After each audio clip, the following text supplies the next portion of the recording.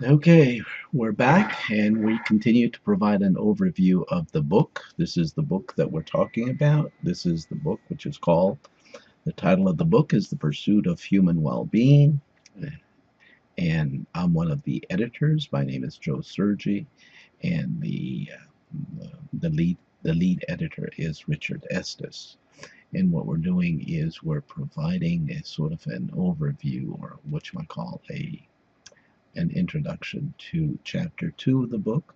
And chapter 2, the title of this chapter is Western Historical Traditions of Well-Being. This particular chapter is co-authored by Alex Mikolos and Daniel Wiezers. Alex Mikolos is a professor emeritus in political science from the University of Northern British Columbia in Canada, and Daniel Wiezers is a lecturer in the philosophy department at the University of Waikato, that's Hamilton, New Zealand. Let me give you sort of a feel what this chapter is about. And I'm going to read to you just a couple of paragraphs. This chapter provides a brief historical overview of Western philosophical views about well-being or the quality of life from 8th century before the Common Era to the middle of the 20th century.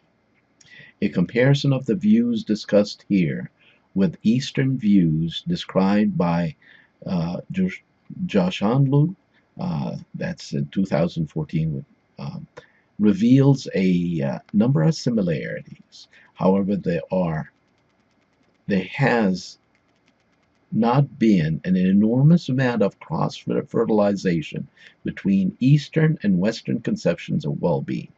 The topics are discussed separately in this volume.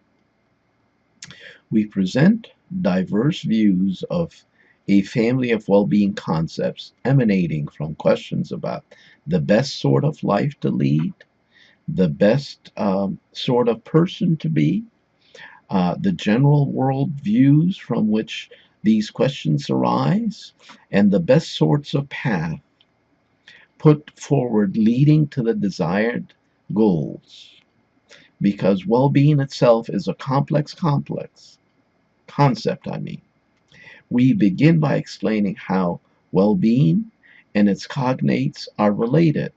Then we introduce a framework for understanding well-being as a broad concept that involves subjective and objective qualities of life. This chapter presents a selection of the major notions of well-being from the known history of the Western world.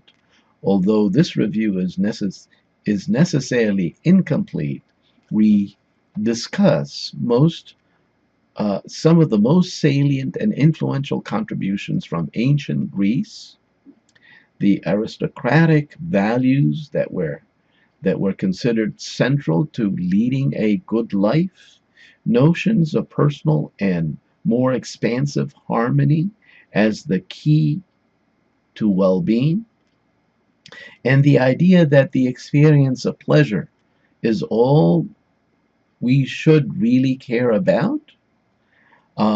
We also explain some of the major religious conceptions of the good life and their progression through the Middle Ages and beyond. More recent secular conceptions of well-being include several views on the importance of personal and public happiness. Finally, we discuss views to the effect that happiness is not enough for the good life and we should strive for loftier goals. I hope that sort of gives you a sense of what this chapter is about. Okay, we'll leave it at that.